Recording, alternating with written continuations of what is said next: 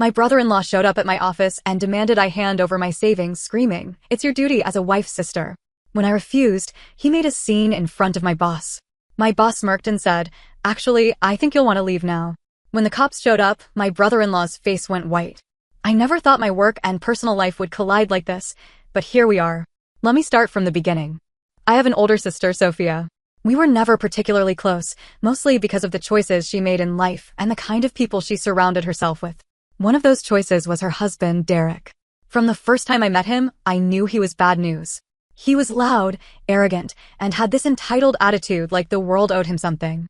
He bragged about making big moves in real estate, but in reality, he was just jumping from one failed scheme to another, dragging my sister along with him. For years, I kept my distance. I had my own life to focus on.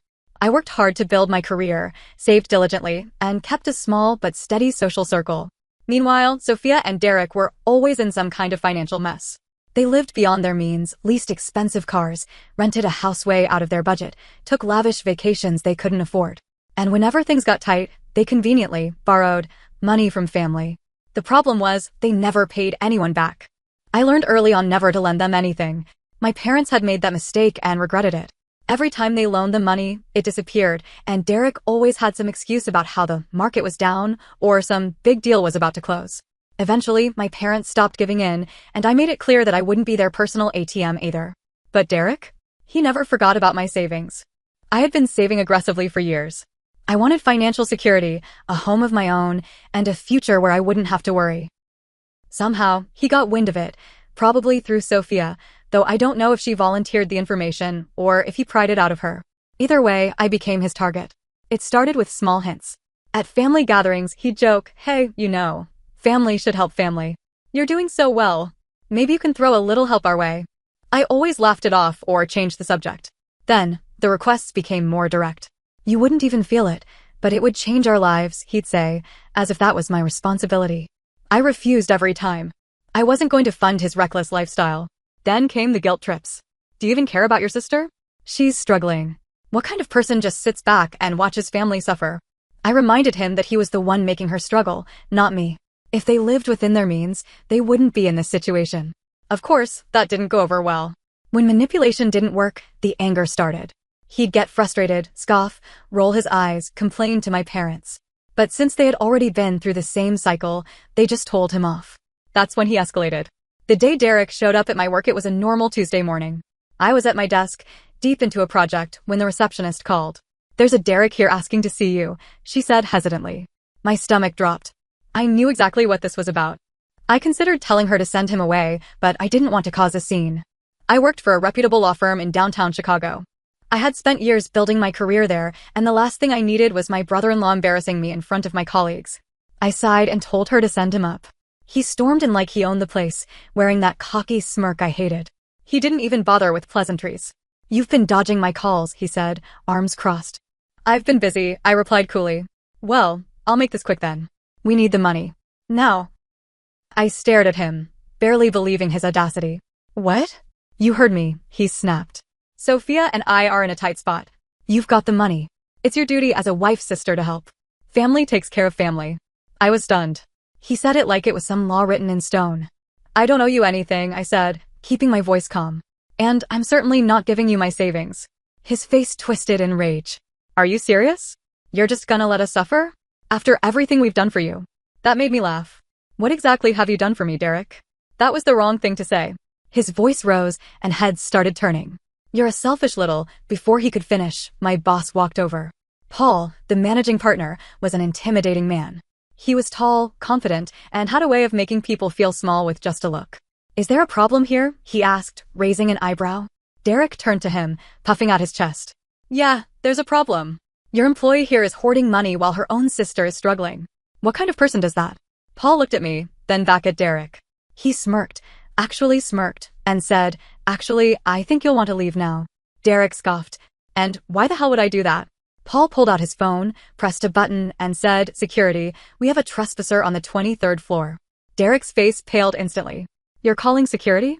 Are you serious?" Paul shrugged. "You're harassing my employee in her workplace. That's a liability issue. I take that very seriously." Derek turned back to me. "Are you seriously okay with this? You're gonna let them kick me out?" I crossed my arms. I told you no, Derek. You made a scene. This is on you. Security arrived within minutes. By then, Derek had gone from angry to frantic.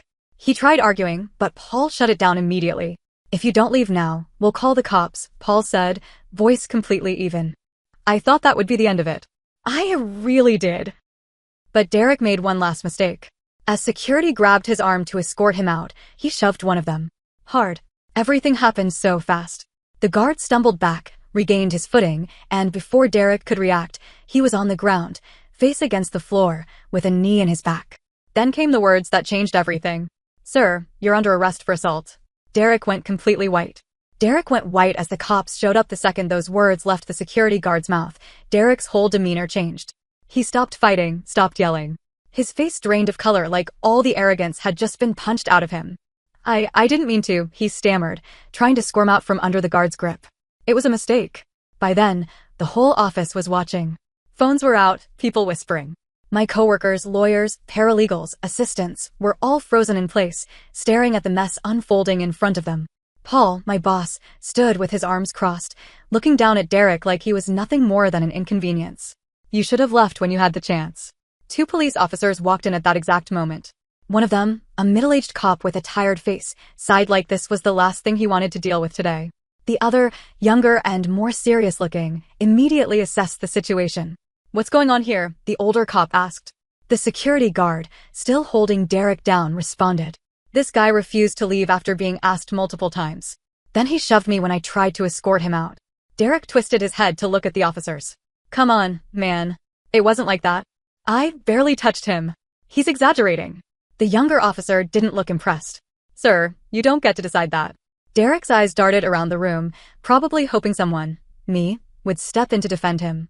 I didn't move. The older cop rubbed his temple. All right, let's take this outside. Get him up.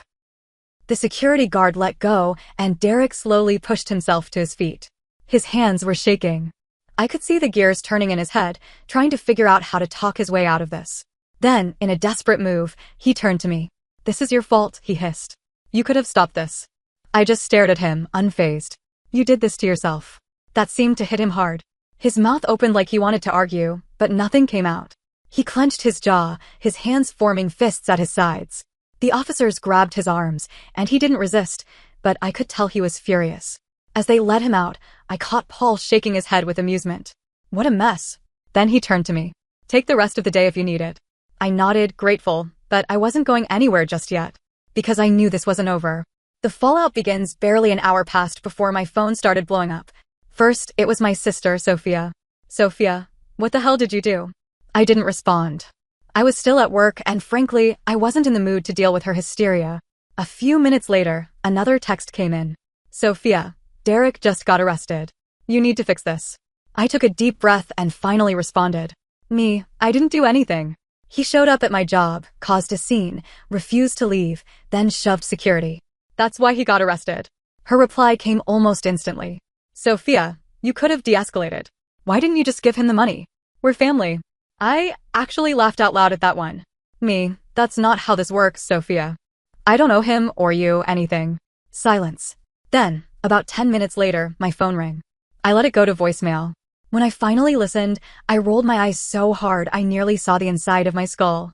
It was Sophia, crying, saying she couldn't believe I would betray her like this. That I had ruined her life. That I was cold, selfish, heartless.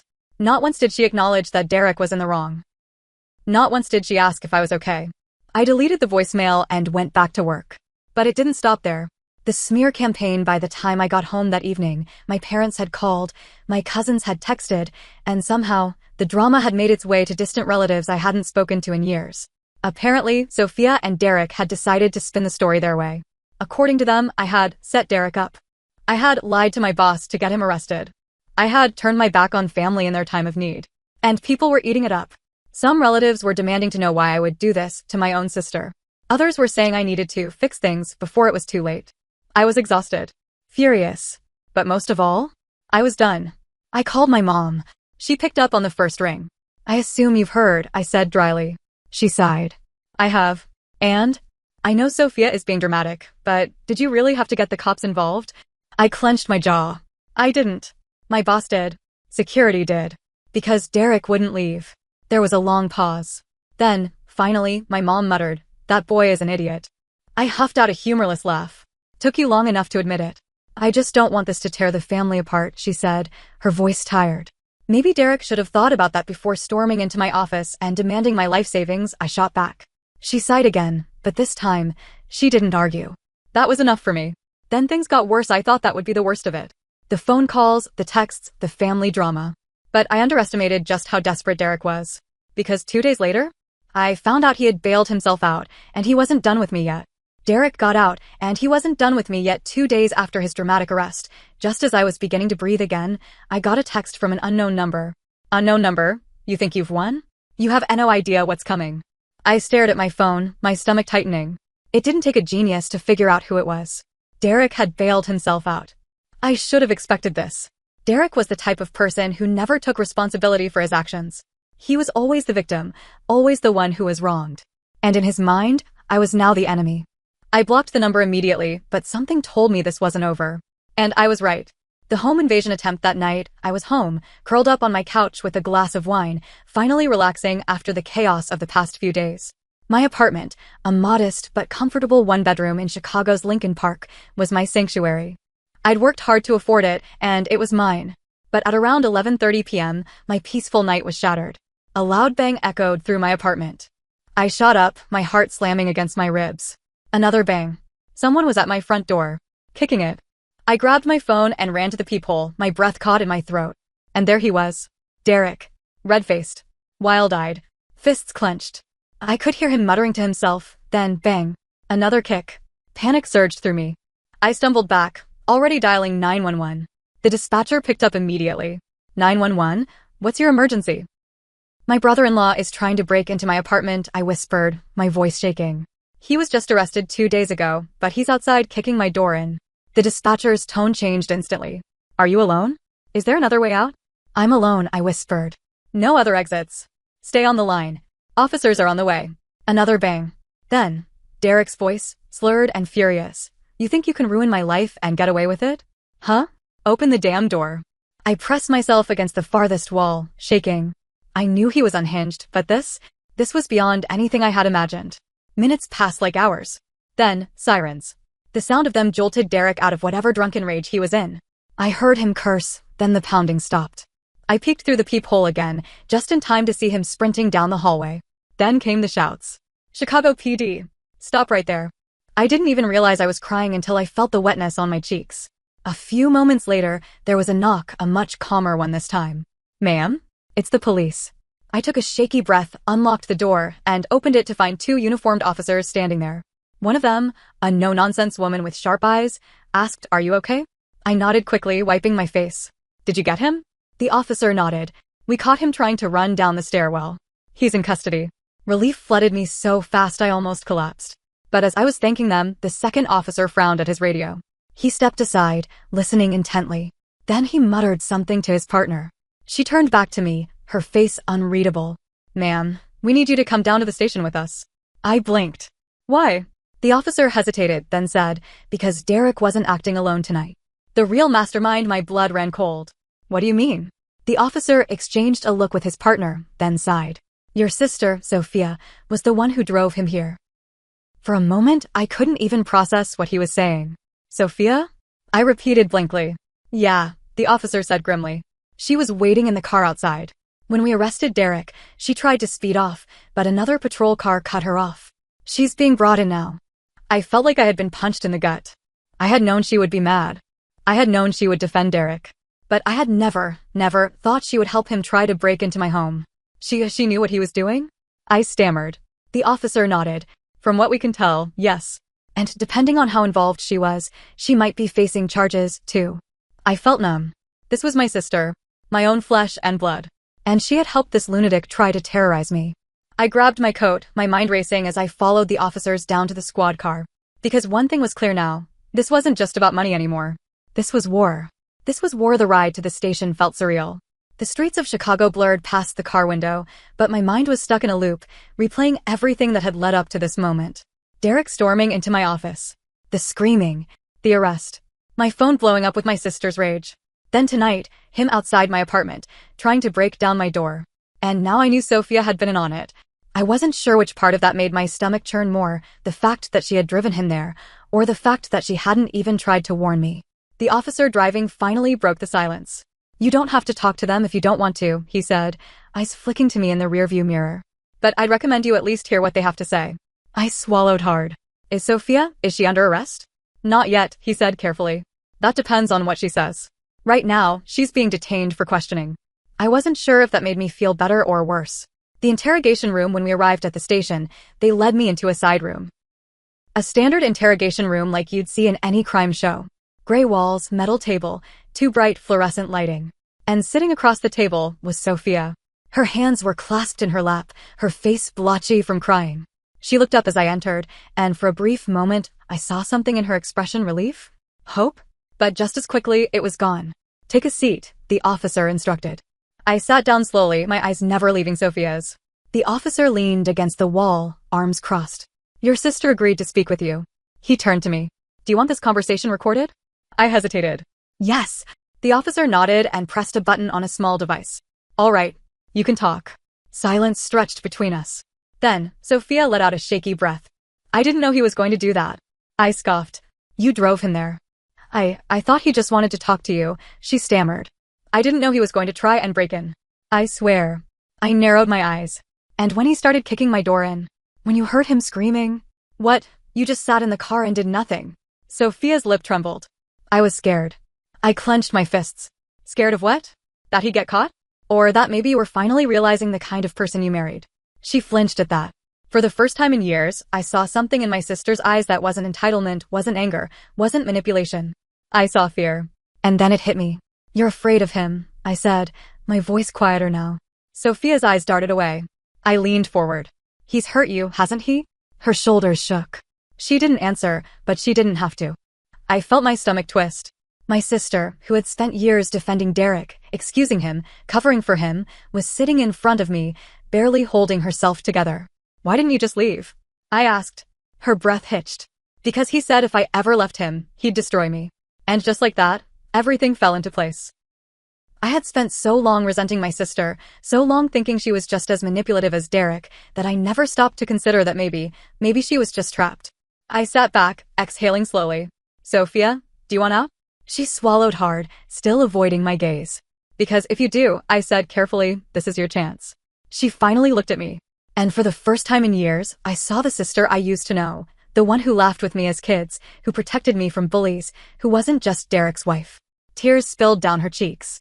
And she gave the smallest, almost imperceptible nod. The fallout: Derek was officially charged with attempted breaking and entering, harassment, and assault on a security guard.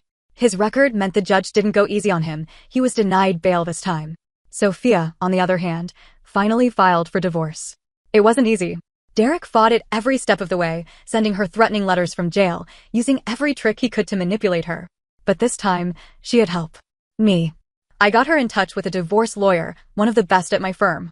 She moved in with our parents temporarily, started going to therapy, and for the first time in years, she started looking like herself again.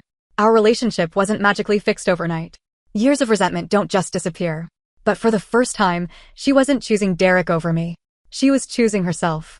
A few months later, as I sat across from Sophia at a quiet cafe, I asked her something that had been on my mind. "Do you regret it?" She stirred her coffee, thinking. "Regret what?" "Everything. Him." She exhaled slowly. "I regret staying as long as I did." Then, after a pause, she added, "And I regret hurting you." I nodded. That was all I needed to hear. We weren't the same sisters we used to be. There was too much between us now, too many wounds. But for the first time in years, I felt like maybe, just maybe, we had a shot at being family again. And as for Derek? Well, he's exactly where he belongs.